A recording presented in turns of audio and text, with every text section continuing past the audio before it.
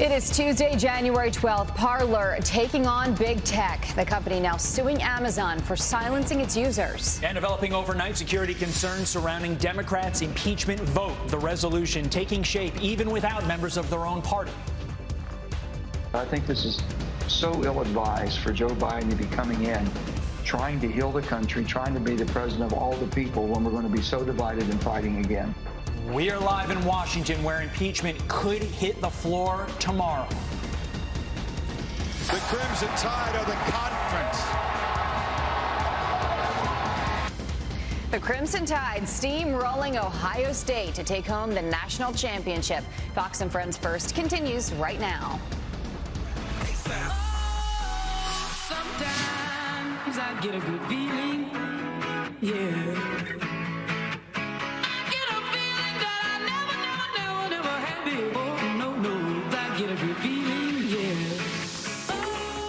This is from renowned artist Flo Rida. The championship game took place in Miami, Florida. There's the tie-in. I got you, Aaron Murtaugh. I always try to, guess what the producer's trying to do there. I hope I was right. You know who was right? Who? All of Alabama's offensive calls, scoring 52 points. But seriously, if you, I said this in the last hour, but I maintain, if you are waking up a player from Ohio State, a coach from Ohio State, you went there, you're a fan, whatever. I mean, that is a rough score to lose by. You're really beating up on Ohio State No, today. I mean, I feel bad for them. It was 52-24. That is just terrible. We're going to send a note to Nick Saban. Next time, be nicer. Yeah. With that, good morning, everybody. You're watching Fox and Friends First on this Tuesday morning. I'm Todd Pyro. And I'm Jillian Mealy. Thanks for starting your day with us. Let's begin with this. New security concerns surround tomorrow's House vote to impeach President Trump for a second time. Griff Jenkins live for us in Washington. As sources tell Fox News, the president takes some responsibility for the violence at the Capitol. Griff.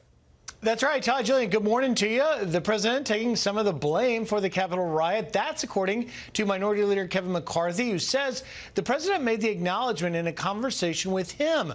McCarthy relaying that to his fellow House Republicans on a conference call yesterday, according to two sources familiar with that call. This, as the House is set to move forward on a single article of impeachment, incitement of insurrection. House Democrats issuing a statement after introducing the article saying everyone involved in this assault must be held accountable, beginning with the man most responsible for it, President Donald Trump. We cannot begin to heal the soul of this country without first delivering swift justice to all its enemies, foreign and domestic. Speaker Pelosi appears confident that she has the votes in the House, but some Democrats in the Senate are warning against the move.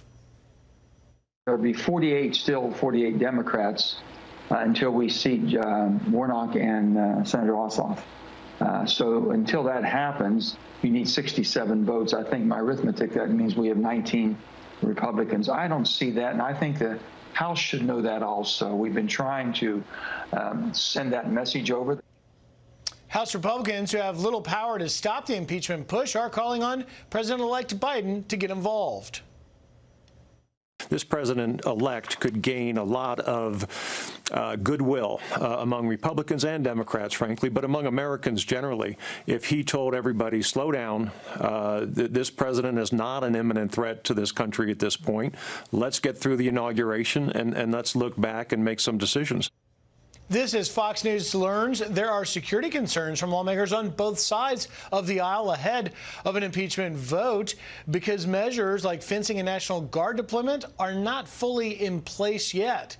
And we could hear from President Trump today, Todd and Jillian, because he's headed down to the Texas border where he's expected to tout the completion of some 450 miles of border wall. Todd, Jillian? It'll be fascinating to hear if he speaks at the wall today. I can't wait to hear what he says. Griff Jenkins live for us in D.C. Griff, thanks. And Fox News contributor Kimberly Strassel says Democrats' impeachment push has one big problem: time. Not just there isn't the will for this in the Senate, you don't have the number of people you need to convict, but you don't have the time. It sounds as though the House is going to bring this up on Wednesday. Even if they did it all in a day, that would leave 6 days for the Senate to get through an entire impeachment process, and that would be just to then deprive the president of 1 day in office. This is most hurting Joe Biden. We don't have any of his national security staff or nominees confirmed yet. That's unprecedented, and the Senate simply doesn't have time to do both of these. So it would be better if the vice president or the president-elect came out and told his party to stand down. And while impeachment plays out, acting DHS Secretary Chad Wolf becomes the latest Trump administration official to resign. Wolf previously planned to stay in his post until Joe Biden's inauguration. Wolf cited recent events, including the ongoing legal battle over the validity of his authority as acting secretary, as reasons for stepping down. The suspect in the Capitol Hill riot accused of walking away with Nancy Pelosi's lectern is out of jail. Adam Johnson released on $25,000 bond in Tampa. Meanwhile, the so-called QAnon shaman is facing multiple charges after his first court appearance. Jacob Chansley will remain in custody until a detention hearing.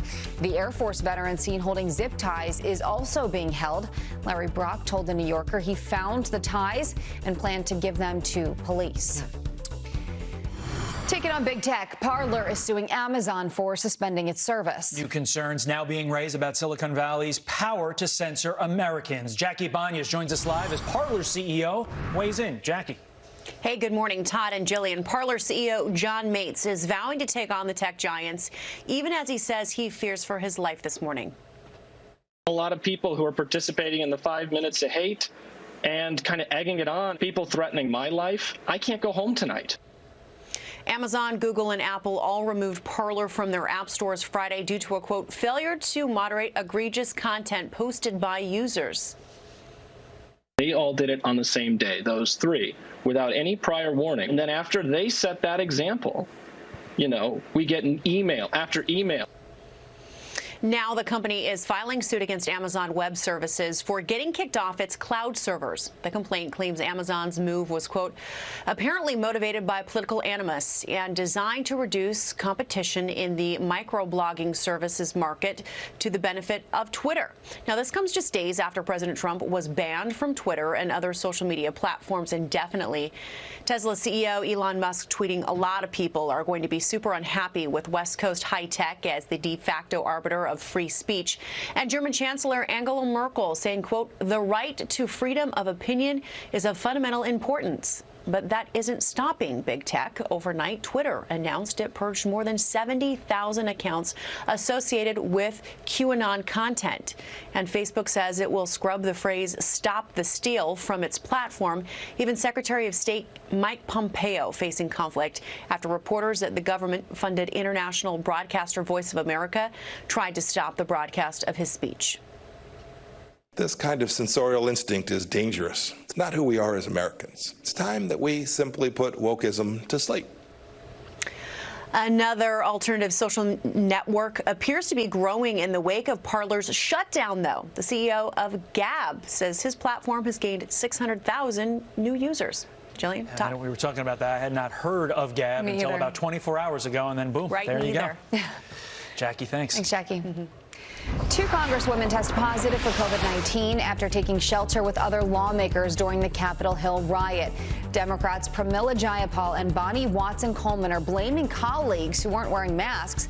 Jayapal slamming Republicans, demanding they be fined and removed from the floor, saying in a statement overnight, quote, anyone who refuses to wear a mask should be fully held accountable for endangering our lives because of their selfish idiocy.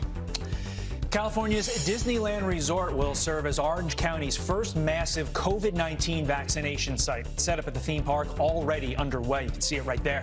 Thousands of people will be able to get vaccinated every day. Californians, though, have to register for their vaccination as walk-ins are not allowed. Disneyland has been closed since March. And Mega Millions in Powerball jackpot soar to a combined $1.1 billion. Hasn't been a winner for either since September. Mega Millions climbing to $615 million with the next drawing tonight, while the Powerball prize topping $550 million. That drawing is on Saturday. You know how I'm an employee here at Fox? Yes. I'm also an employee at home, where my wife is my boss and gives me assignments. My task today, pick up Powerball and Mega Millions tickets. Why don't you pick up one for our team? I get more assignments from work. Here we go. I work for you, everybody. And still ahead, Wall Street pulls back from all-time highs with impeachment swirling in the House. Financial expert Mitch Rochelle on where the market is headed next. Welcome back. The stock market pulling back slightly from record highs as House Democrats introduce an article of impeachment against the president. Joining us now, financial expert and founding partner at Macro Trends Advisor, it's Mitch Rochelle. Mitch, good to see you this morning. Good morning. Good morning. Let's go ahead and pull up here the close from yesterday, and you'll see those numbers on your screen. Are you expecting this to be a roller coaster ride in the next few weeks while we see what happens with impeachment? It's a roller coaster ride, but I don't think it's going to be as scary as some that I've been on in my life. Listen, what the market doesn't like is uncertainty. Impeachment's another round of uncertainty. Government dysfunction that could stem from impeachment is uncertainty. And everything that's going on with big tech flexing their muscles is another, spate of uncertainty. So roller coaster rides are driven by uncertainty, and that's what we have starting the week at least. I agree with you on that. I think free money trumps all of those other factors.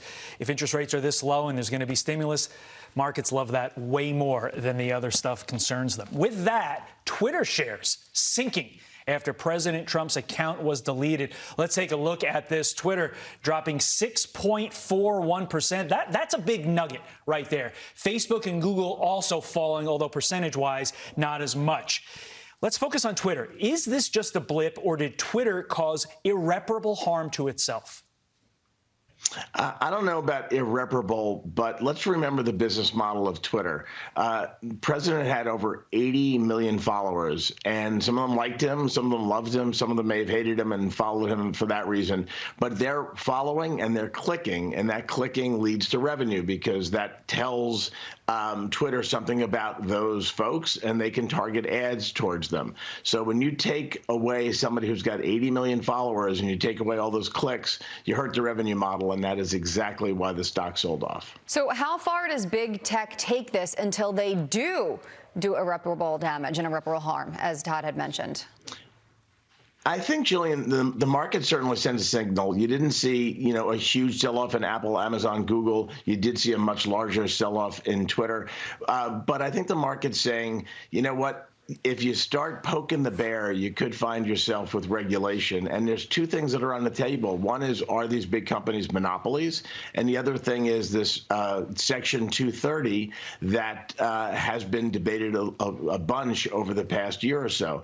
So, those companies, if they start poking the bear, may find themselves, back in the halls of Congress where both sides of the aisle want to ask them tough questions, which could lead to regulations, which the market doesn't like. Yeah, we've been talking about that all morning long. I'm not going to ask you to put your legal hat on if you have a legal hat for Section 230, but I want to get your thought on this. Could shareholders have a claim against Twitter for what I'm going to call willful, harmful business judgment? I think, listen, Todd, I'm not a lawyer. I'm just playing one on TV right now. Sure. But the question is, what damages do they have? Right now, they have some, right? Because the stock market certainly sent a message. The question is, if they do have damages, I think that plaintiffs' counsel somewhere is going to bring the legal action. It's inevitable. So I think it's going to be a wait and see. But the question first is, are there damages? Don't poke the bear, like you said. If you do, bad things flow. Mitch Rochelle, we appreciate it as always. Thanks, Mitch. Nice to see you both. You too. And still ahead, police and the National Guard mobilize as the FBI warns of armed protests around Inauguration Day. Don Bramer says it shows how unsatisfied people are with government right now. Former intel officer joined. If there's a real need, an emergency need to do an impeachment that you have to strip down and make sure and not have the due process that would normally be attendant to a House impeachment proceeding. They're just going to wait around till some propitious political time for Schumer and Biden. That's not an impeachment. That's a game. With less than 2 weeks left in President Trump's term, House Democrats are introducing an article of impeachment. Publisher for Cato Supreme Court Review, Ilya Shapiro, says it takes credibility away from Democrats' efforts, and he joins us now. This is a two-part approach. There's articles of impeachment, but there's also the 25th Amendment. Let's start with the 25th. You say not the way to go based upon the law. Why?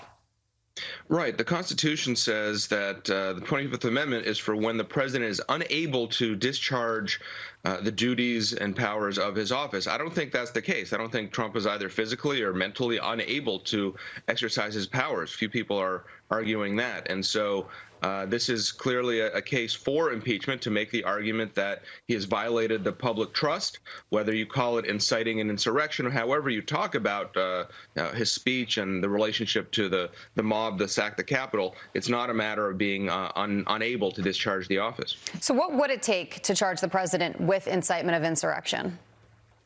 Well, an article of impeachment. And again, I don't want to get hung up on the particular terms, and it's not about the criminal definition of incitement. This has nothing to do with the First Amendment or criminal law. There are criminal laws against this sort of thing. The impeachment standard, high crimes and misdemeanors, doesn't necessarily have to be a crime.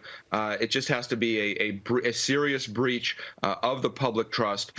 And I think there is a very strong argument to be made that he did that. But the way that the Democrats are going about this, I think, as you discussed in the intro, really discredits the whole effort. Yeah, I guess I meant to elaborate on just outside of articles of impeachment, you know, specifically, if I can speak, where we are with timing right now. I mean, you look at the fact that he has days left in his presidency. You look at the fact that the Senate isn't back in session until the 19th. You look at the fact that the inauguration is happening. You know, you look at the whole case surrounding this. I guess you just wonder where we go in these next few days and weeks, and even the conversation of perhaps tabling some of these articles until once Joe Biden is already in office. Right. Well, obviously, there's time for the House to pass an impeachment. They can do that this week. I mean, they could have done it last Friday, frankly. But the Senate could come back into session. It would take unanimous consent, which McConnell could engineer if he really wanted to. He's not beholden to Trump in any way anymore. No more judges to confirm, I guess. There is a debate about whether a former official can be impeached. I think the answer to that is probably. It's been done once. A Secretary of War in 1876.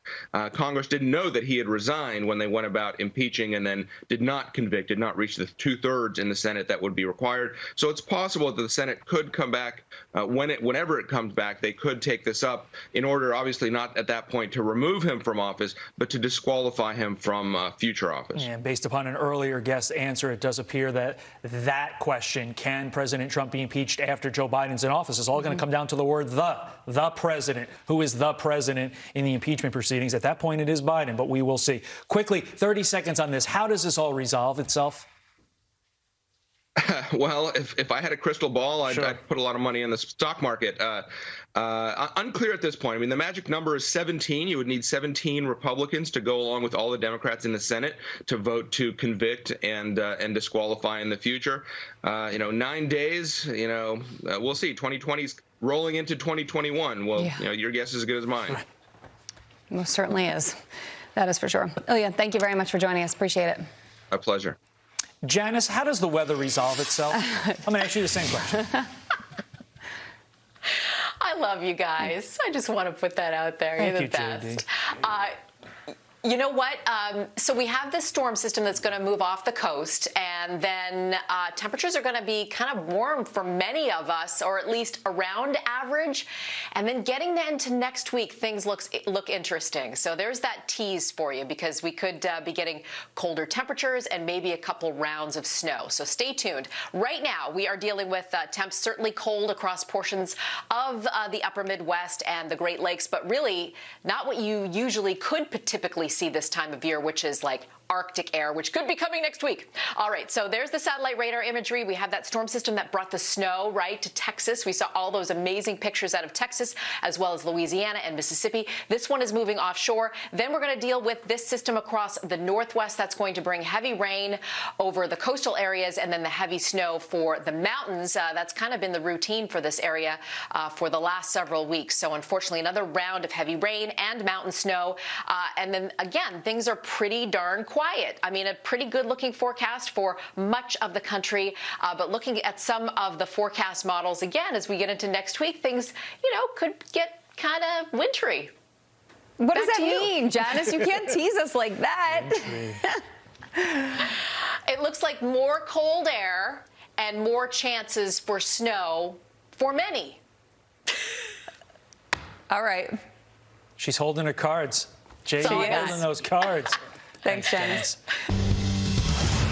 Former Congressman Ron Paul blocked from editing his own Facebook account. The latest conservative to speak out on big tech censorship. Carly Shimkus with Fox News Headlines 24/7 Sirius XM 115 here with the reaction. Good morning. That's right. Good morning, guys. So a rather surprised former Texas Congressman Ron Paul posted a tweet yesterday saying, with no explanation other than repeatedly going against our community standards, Facebook has blocked me from managing my page. Never have we received notice of violating community standards in the past, and nowhere is the offending post identified. Ironically, the last thing, guys, that he posted on his Facebook page was an article denouncing social media censorship. Facebook has not released a statement saying why they blocked the former congressman.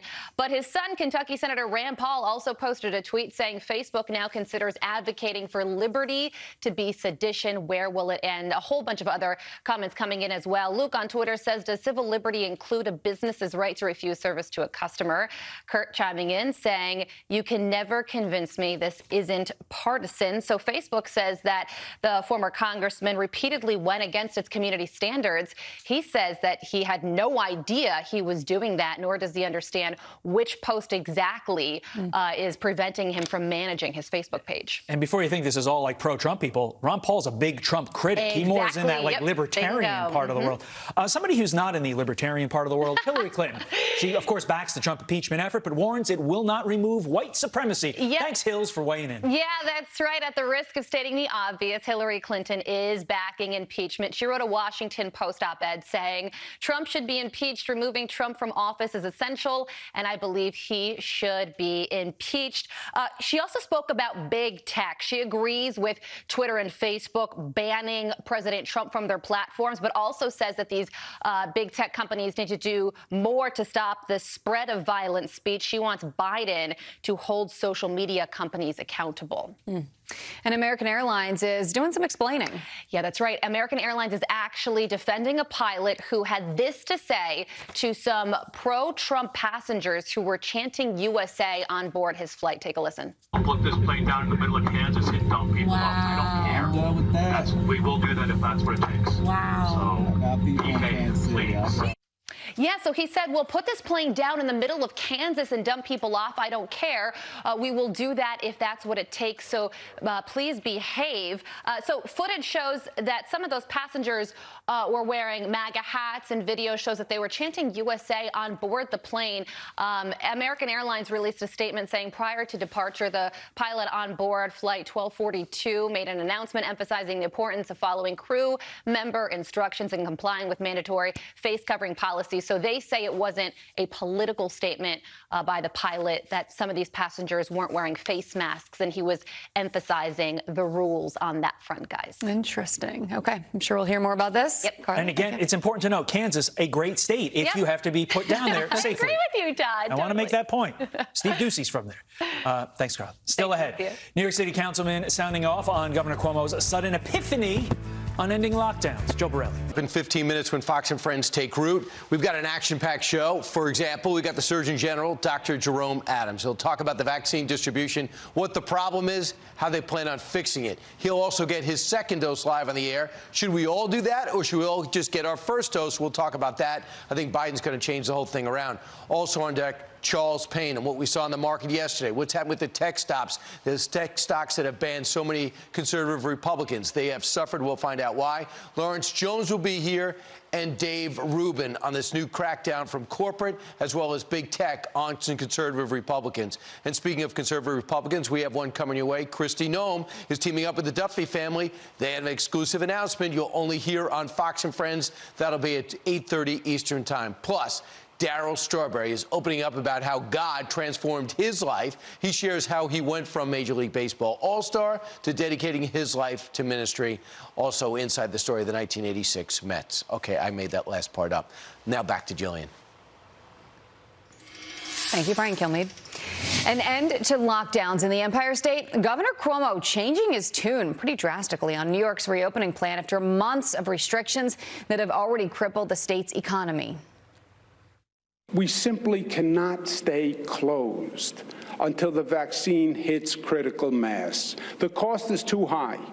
We will have nothing left to open. We must reopen the economy, but we must do it smartly and safely.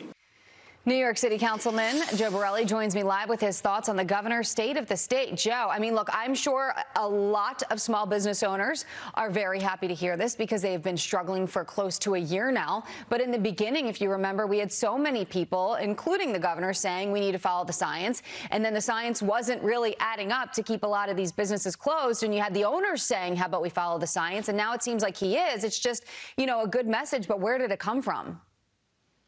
Yeah, I mean, Jillian, good morning. I mean, this is not just the evolution of someone's opinion. This is a complete 180-degree reversal of everything he's been digging his heels in now for almost a year. It's been 60 days since he locked down my neighborhood, and we've talked about that a lot. It's been over a month since he locked down the city's restaurants, you know, in the entire New York City. And only now is he coming to this realization that maybe this is not working, even though the science was not there when he announced it. Literally, the day he announced a restaurant lockdown, he admitted, you know, that the data was not going to be there to support any benefit from this coming whatsoever. And now in his state of the state, he's making this claim as though it's the first time he ever heard it. So if you're a small business owner, how do you feel about this? Because on one hand, you know, I'm sure you're happy to hear, okay, we need to reopen. On the other hand, though, you know, probably feels like a little punch in the gut. It's definitely a punch in the gut. I mean, this is a guy who made no effort to reopen businesses while things were much better over the summer, late spring, early fall. This is a guy who made no urgency of reopening, you know, New York's economy whatsoever. I mean, the entire time. And yet, I mean, you still have to be happy that there are some signs of life coming from his administration. Every governor wants his state of the state to make national news. And unfortunately, this governor is making national news because he's being so fundamentally hypocritical and going against everything he demanded New Yorkers do for the past few months. Yeah, absolutely. And 30% decrease in small businesses opened in New York. I mean, the numbers are startling when you take a look at them. Let's talk about this here. Let's talk about the vaccine distribution here. As hundreds of New York City vaccine appointment slots go unfilled, Cuomo warns even priority groups could wait up to 14 weeks to make an appointment. You know, what's going on? It just seems like, you know, Operation Warp Speed, everyone worked so hard to get this vaccine available and ready for us as quickly as possible and to make sure it's safe, and now it's having a hard time being distributed. And that's not just New York City, by the way. That's across the country. Yeah, but it's very sad. You know, right now, New York State as a whole is receiving 300,000 doses per week, and we're only able to give out 250,000 at this point. It's past week 4. These are the kind of things that you'd accept in week 1 and 2, but now we're over a month into this thing, and the number of doses coming in is greater than the number of doses going out. It's unacceptable. But we see why. We have now a 51-question questionnaire and an online application to fill out if you want to get vaccinated in New York City. It's almost as though a web developer never met a senior. You're going to ask someone 51 questions on a website, make them upload documents before they can come in and get a life-saving vaccine. The goal should be to get needles in people's arms, not create new bureaucratic hurdles, new tech things, harvest emails, and do all the crazy stuff it seems the city and state are trying to do rather than vaccinate people. Yeah, absolutely. And by the way, I was just going to read this quote here from New York City Comptroller. And this is on that, and it says, quote, young people are trying to make appointments for their parents, and even they're having trouble navigating this buggy, complex system. This is not how you roll out the most important vaccine of our lifetime. So, yeah, I think a lot of people feeling that same way. Joe, as always, thanks for joining us. Have a good day. Thanks so much. You too. Todd. Jillian, big tech sweeping moves to silence conservatives, sending off alarm bells from Washington to Berlin. Tom Fitton, president of